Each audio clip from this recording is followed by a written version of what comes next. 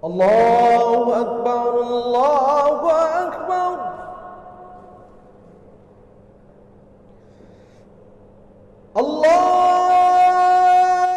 Di antara kenikmatan yang Allah anugerahkan kepada kita kaum muslimin adalah nikmat ukhuwah, nikmat persaudaraan.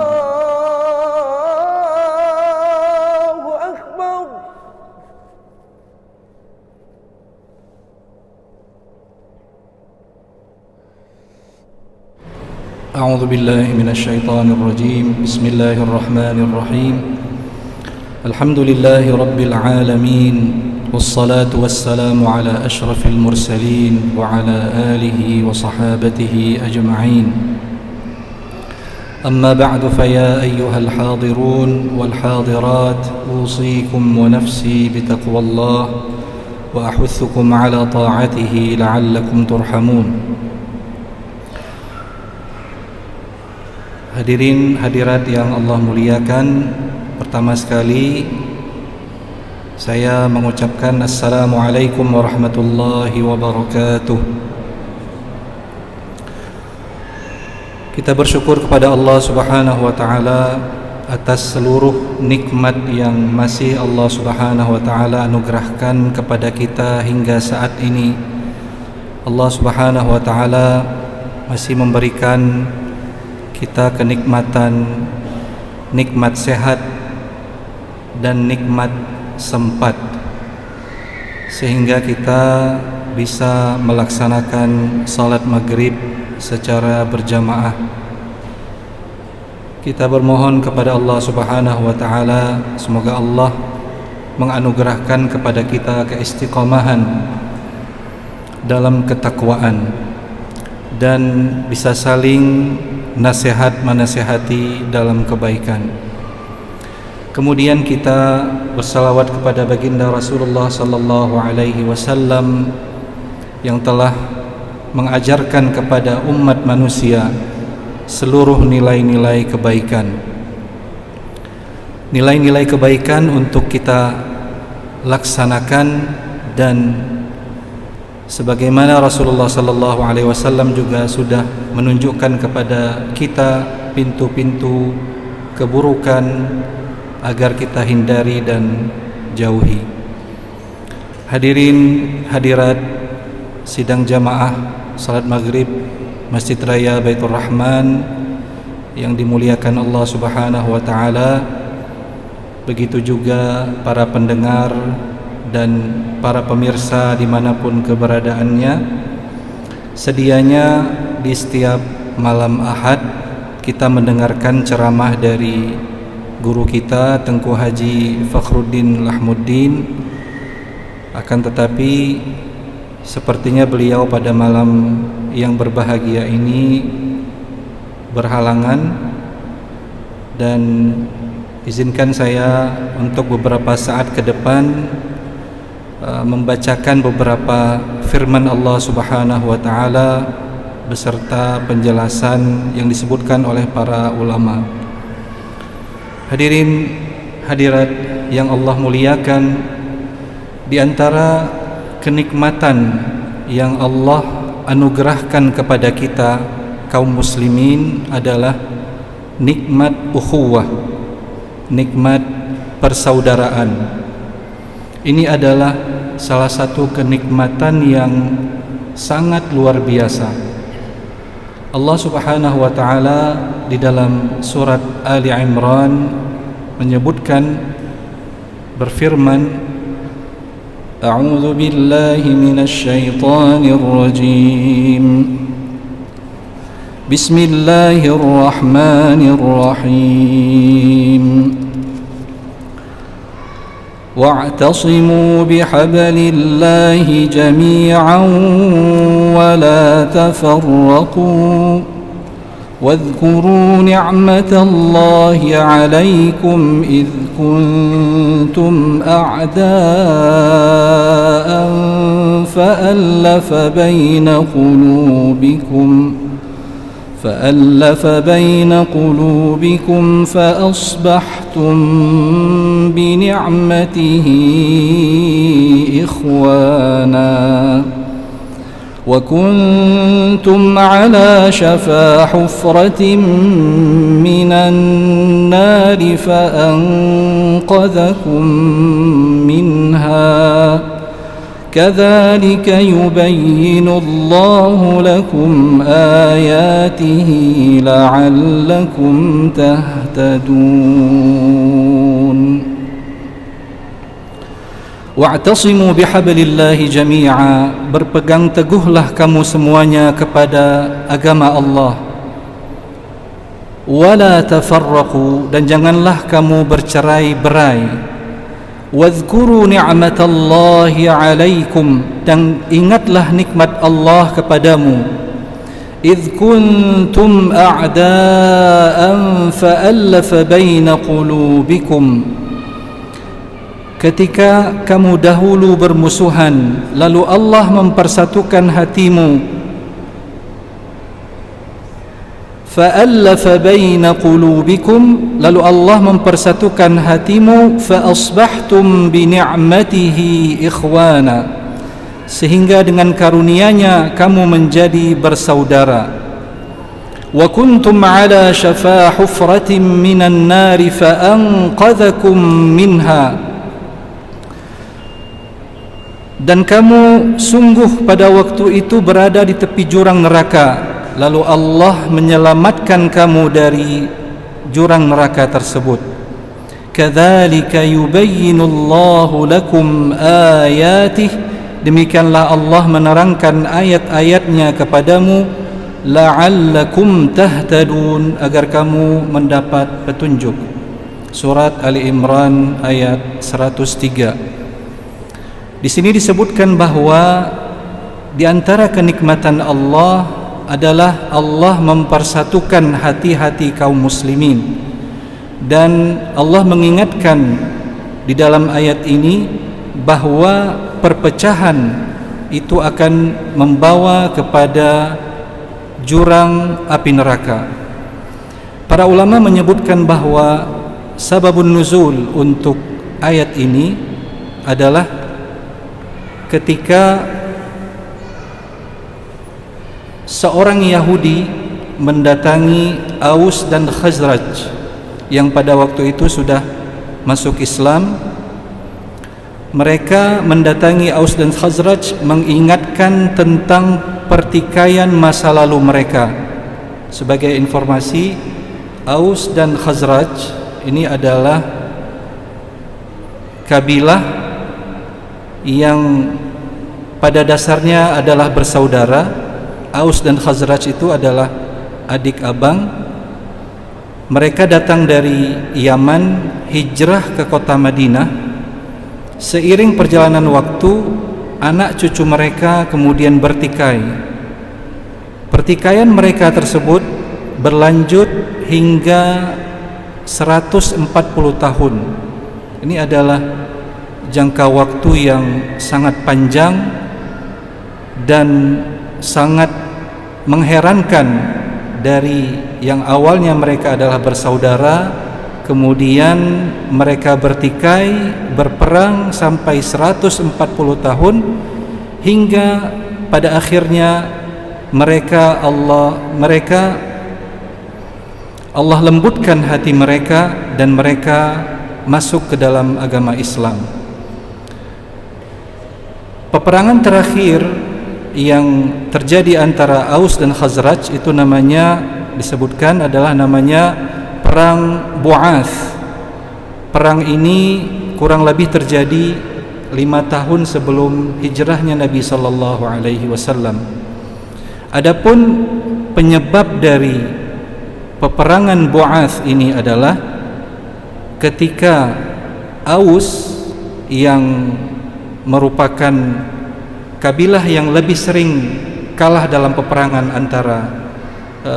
antara Aus dan Khazraj, itu meminta bantuan kepada beberapa kelompok Yahudi yang pada waktu itu juga menetap di Madinah. Mereka meminta koalisi dengan beberapa kelompok Yahudi tersebut, dan pada akhirnya peperangan Bu'ath tersebut dimenangkan oleh Aus. Jadi biasanya peperangan antara keduanya itu dimenangkan oleh Khazraj. Pada perang yang terakhir yaitu perang Bu'ath itu dimenangkan oleh Aus. Hadirin hadirat yang Allah muliakan, ketika mereka sudah masuk Islam dan ketika Rasulullah sallallahu alaihi wasallam telah berada di tengah-tengah mereka, dan mereka itu digelari sebagai Al-Ansar. Rasulullah sallallahu alaihi wasallam menyebutkan dalam sebuah hadis ketika beliau memuji Ansar, sekiranya bukan karena hijrah, lakuntu wahidan minal ansar, aku adalah salah seorang dari Ansar. Dan Allah Subhanahu wa taala juga memuji Al-Ansar dalam beberapa ayat di Al-Qur'anul Karim, di antaranya was-sabiquna al-awwaluna minal muhajirin wal ansar, hingga akhir ayat. Suatu ketika ada seorang Yahudi mendatangi kedua kabilah ini. Dia mengingatkan tentang perseteruan yang telah berlangsung lama di antara mereka, antara Aus dan Khazraj, dan dia mengingatkan tentang pertikaian tersebut. Ketika kedua kabilah ini sudah terpancing dengan fitnah yang dimunculkan oleh Yahudi tersebut, berita ini sampai kepada baginda Rasulullah sallallahu alaihi wasallam. Rasulullah melarang mereka untuk saling berseteru, untuk tetap bersaudara, hingga pada akhirnya turunlah ayat yang sudah kita dengarkan tadi, ayat dari 103 dari surat Ali Imran.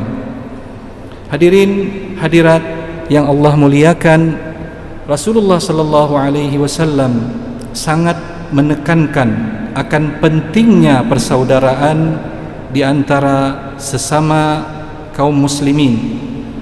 Dan bahkan Allah Subhanahu wa taala di dalam surat Al-Hujurat mengibaratkan atau mengungkapkan, menyampaikan bahwa orang-orang yang beriman itu adalah bersaudara, pada hakikatnya adalah bersaudara.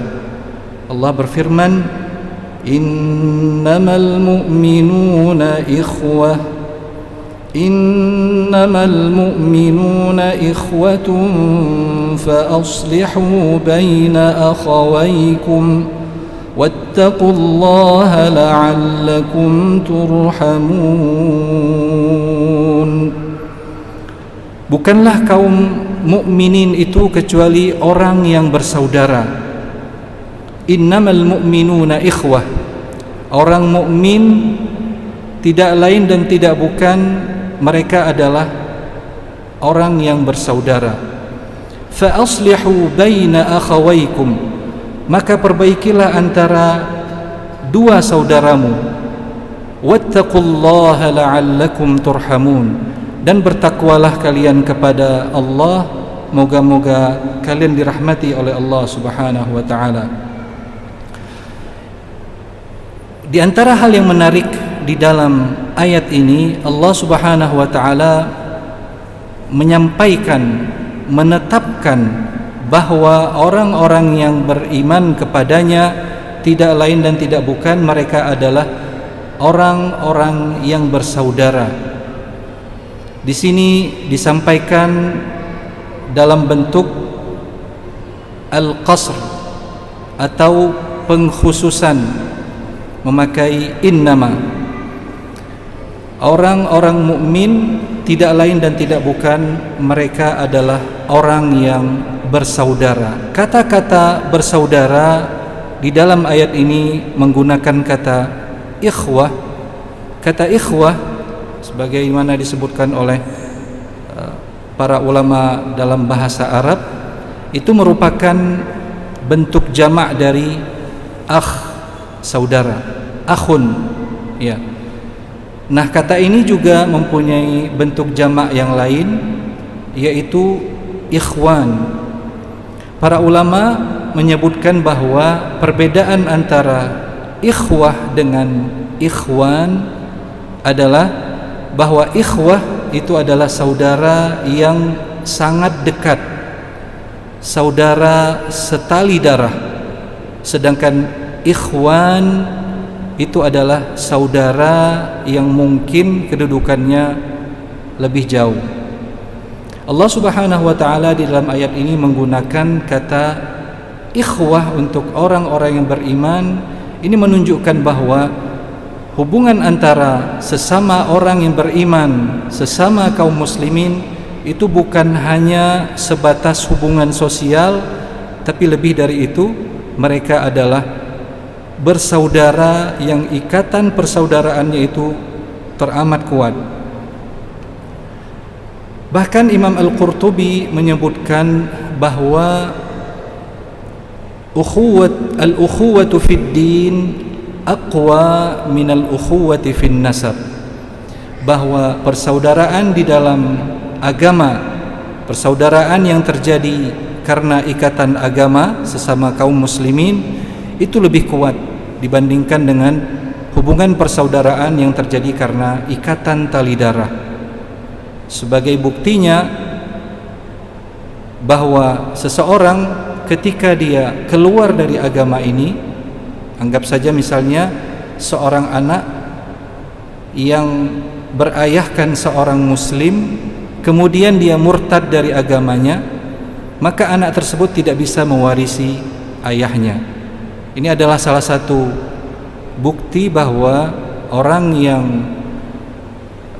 bersaudara karena ikatan agama itu mempunyai kekuatan persaudaraan yang lebih kuat jika dibandingkan dengan orang yang hanya memiliki persaudaraan atas dasar hubungan darah. Hadirin hadirat yang Allah muliakan, hubungan persaudaraan ini sebagaimana kita sebutkan adalah kenikmatan yang sangat besar yang harus kita hargai dan harus kita jaga. Oleh karena itu kita harus meninggalkan hal-hal yang bisa menimbulkan perpecahan atau perbedaan yang menjurus kepada perpecahan. Di dalam lanjutan dari ayat surat Al-Hujurat ayat 10 yang tadi sudah kita dengarkan, Allah meminta kepada kita sebagai wujud dari upaya agar kita tetap bersaudara sebagai orang yang beriman. Allah meminta kita dalam ayat yang ke-11 dari surat Al-Hujurat, يا أيها الذين آمنوا لا يسخر قوم من قوم عسى أن يكونوا خيرا منهم. Wahai orang-orang yang beriman, janganlah suatu kaum mengolok-olok kaum yang lain, karena boleh jadi mereka yang diolok-olok itu lebih baik daripada mereka yang mengolok-olok. Wala nisa'un min nisa'in asa an yakunna khairan minhun. Dan jangan pula perempuan-perempuan mengolok-olok perempuan yang lain, karena boleh jadi perempuan yang dia olok-olok itu lebih baik daripada perempuan yang mengolok-olok. Wala talmizu anfusakum wala tanabazu bil alqab. Janganlah kamu saling mencela dan jangan pula saling memanggil dengan julukan yang buruk. Bi'sal ismul fusuqu ba'dal iman. Seburuk-buruk panggilan adalah panggilan fasik setelah beriman. Wa man lam yatub fa ulai فَأُولَئِكَ هُمُ الظَّالِمُونَ. Barang siapa yang tidak bertobat, maka mereka itulah orang-orang yang zalim. Di dalam ayat ini jamaah yang Allah muliakan, Allah meminta agar kita orang yang beriman kepadanya untuk tidak saling mengolok-ngolok, untuk tidak saling mengejek, untuk tidak memanggil saudara kita dengan panggilan yang buruk atau tidak dia senangi. Karena seburuk-buruk panggilan atau seburuk-buruk nama itu adalah kefasikan setelah dia beriman. Di hari-hari yang sudah sangat dekat sekali dengan pemilu kada yang kurang lebih sekitar 4 hari lagi kita akan mengadakan atau kita akan mengikuti pesta demokrasi memilih kepala daerah untuk tingkat provinsi dan kabupaten serta kota. Mungkin sering kita dapati ungkapan-ungkapan buruk dari beberapa orang, dari sementara orang yang mungkin mendukung satu pasangan calon dan berupaya agar pasangan calonnya itu bisa menjadi pemenang dalam pemilu tersebut. Di antara upayanya adalah dengan menjelek-jelekkan pasangan calon yang lain. Hadirin hadirat yang Allah muliakan, Allah Subhanahu wa taala melarang kita untuk melakukan hal tersebut. Allah meminta kepada kita untuk tidak mengolok-olok, untuk tidak mengejek, untuk tidak mencela orang yang tidak kita senangi. Dan ayat ini dimulai dengan panggilan Allah Subhanahu wa taala, ya ayyuhalladzina amanu. Jika kita memang merasa bahwa kita adalah orang yang beriman kepada Allah Subhanahu wa taala, hendaknya kita meninggalkan apa yang Allah larang.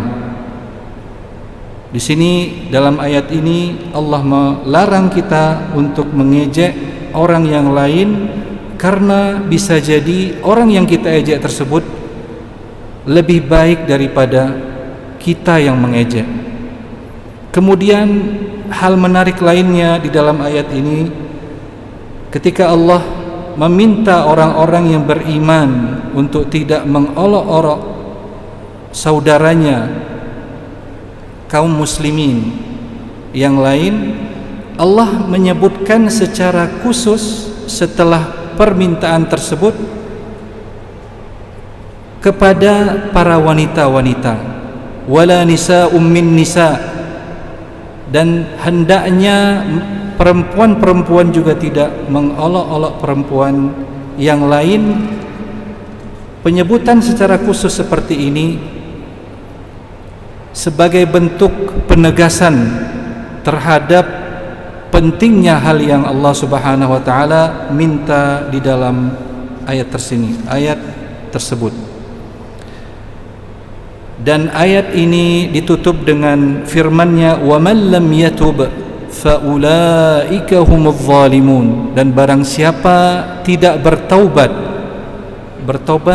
bagi orang yang sudah melakukan hal tersebut, menghina orang lain, mencerca, mencela, merendahkan orang lain, bagi orang yang sudah melakukan hal tersebut dan tidak mau meninggalkannya setelah dia mengetahui larangan Allah ini, wa man lam yatub, ketika dia tidak bertaubat dengan meninggalkan perbuatan tersebut, maka mereka adalah orang-orang yang zalim. Kemudian jamaah yang Allah muliakan, marilah kita dengarkan satu ayat berikutnya ketika Allah Subhanahu wa taala berfirman, ya ayyuhalladzina amanu jatanibu katsiran minadh-dhann. Wahai orang-orang yang beriman, jauhilah banyak prasangka. Inna ba'dadh-dhanni itsm, sesungguhnya sebagian dari prasangka itu adalah dosa. Wala tajassasu wala yaghtab ba'dukum ba'dha, janganlah mencari-cari kesalahan orang lain, dan janganlah ada di antara kamu yang menggunjing sebagian yang lain. Ayuhibbu ahadukum an ya'kula lahma akhihi maytan fakarihtumuh, apakah ada di antara kamu yang suka memakan daging saudaranya yang sudah mati? Tentu kamu akan merasa jijik. Wattaqullah, dan bertakwalah kalian kepada Allah. Innallaha tawwabur rahim, sesungguhnya Allah Maha penerima taubat lagi Maha penyayang. Ayat ini, hadirin hadirat dan para pendengar yang dimuliakan Allah Subhanahu wa taala,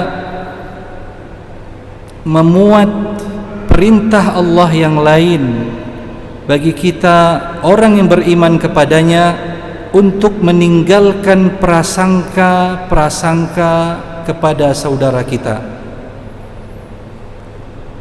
Dengan kata lain, ini adalah perintah dari Allah Subhanahu wa taala untuk senantiasa berbaik sangka kepada saudara-saudara kita. Mengapa demikian? Karena prasangka yang buruk itu adalah dosa.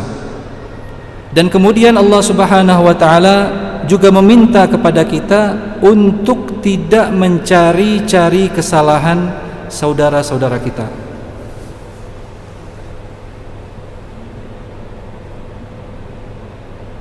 Dan hendaknya juga kita tidak menggunjing, menghibah, menyebutkan keburukan-keburukan saudara kita di belakang dia.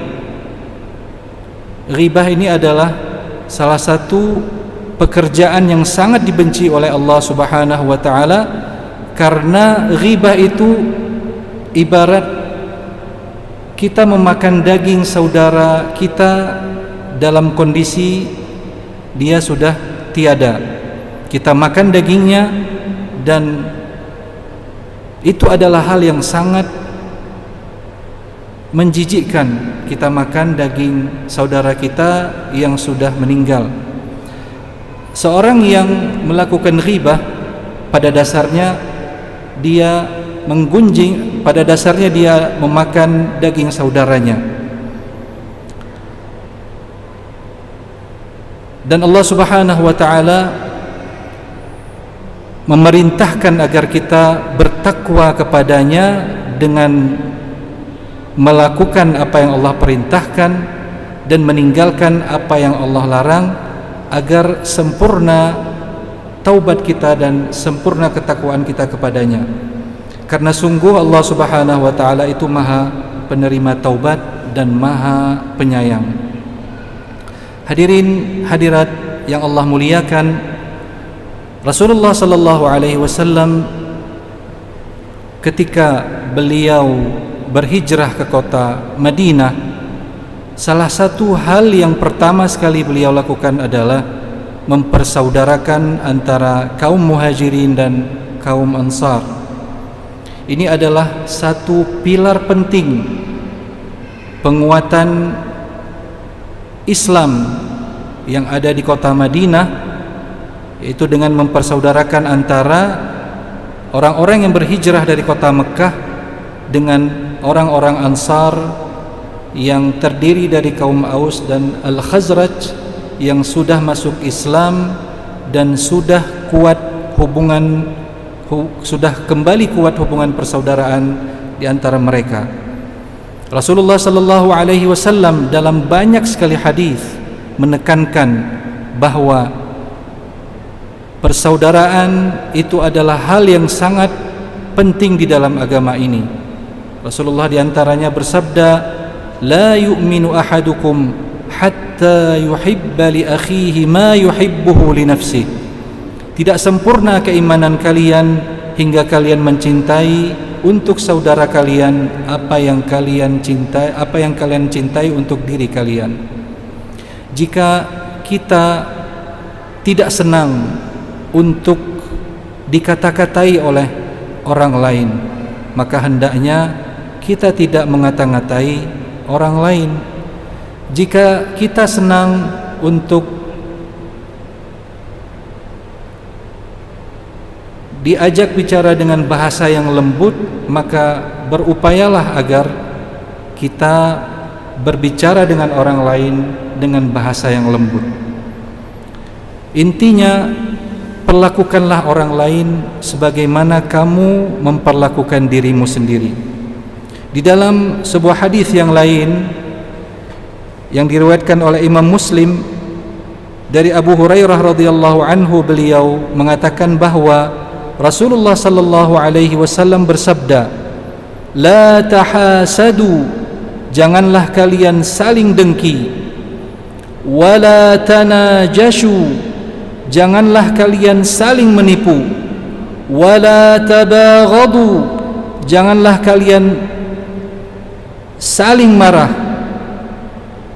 Wala tadabaru, dan janganlah kalian saling memutuskan hubungan.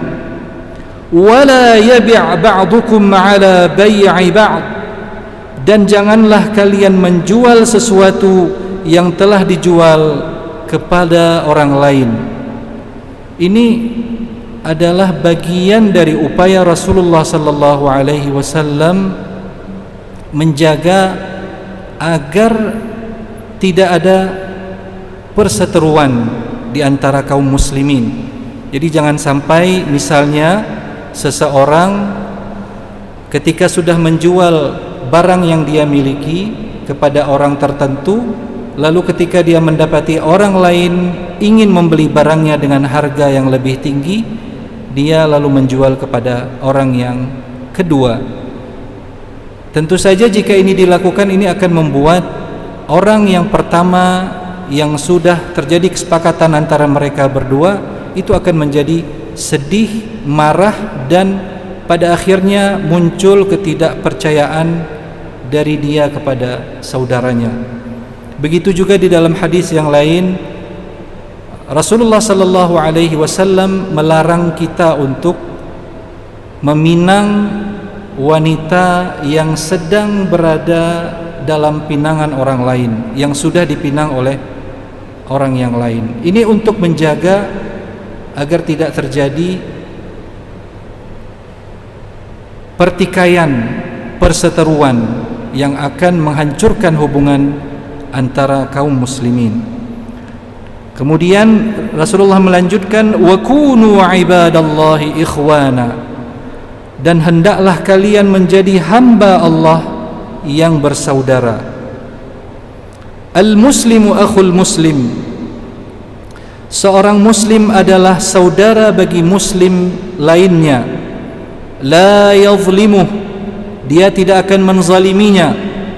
Jadi seorang muslim itu tidak akan menzaliminya dalam apapun, dalam segala hal. Wala yakhdhuluh, dan dia tidak mengabaikannya atau melecehkannya. Wala yakdzibuh, dan tidak mendustakannya. Wala yahqiruh, dan juga tidak menghinakannya.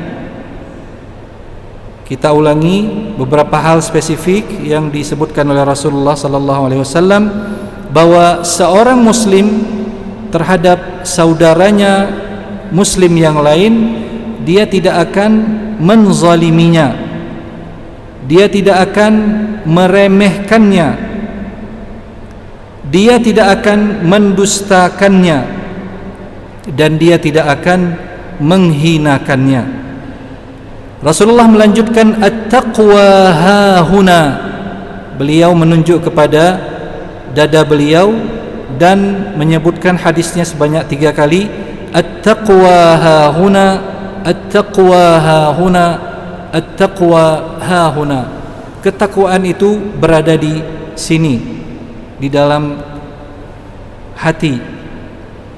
Tidaklah ketakwaan itu dikenali dengan penampilan lahiriah, tapi ketakwaan itu adalah di dalam hati.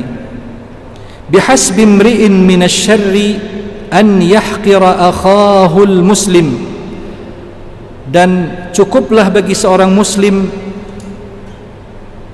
dikatakan buruk, atau cukuplah keburukan bagi seorang muslim an yahqira akhahul muslim, ketika dia menghina saudaranya yang muslim. Ini pesan penting sekali yang harus kita camkan, bahwa seorang muslim itu harus meninggalkan segala keburukan, dan keburukan yang tergolong ke dalam keburukan yang besar itu adalah ketika seorang muslim menghina saudaranya. Kullul muslimi 'alal muslimi haram. Setiap muslim di atas muslim yang lain itu haram. Damuhu wa maluhu wa 'irduh. Haram darahnya, haram hartanya, dan haram kehormatannya. Maksudnya tidak boleh seorang muslim membunuh saudaranya, mengambil hartanya tanpa ada alasan yang dibenarkan, dan merusak kehormatannya.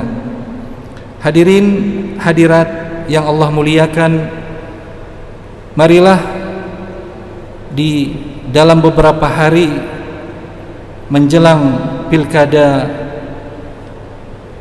yang akan dilaksanakan pada 27 November, kurang lebih sekitar 4 hari lagi, kita manfaatkan waktu yang tersisa ini untuk mengintrospeksi diri kita masing-masing.